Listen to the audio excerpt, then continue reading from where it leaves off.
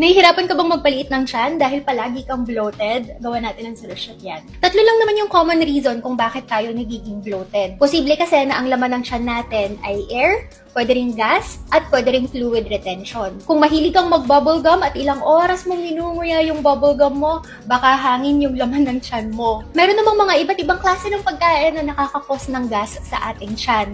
Kagaya ng beans, potato, corn. Napapansin nyo ba pagkatapos nyong kumain, medyo kinakabag kayo? Gas kasi yung laman yan. Kung minsan naman, ang laki-laki ng tiyan natin kasi puro tubig ang laman. Ito naman yung tinatawag natin na fluid retention or water retention. Ito sana yung tubig na dapat iihi na natin kaya lang natrap pa sa loob ng katawan. Lumaki tuloy yung tiyan.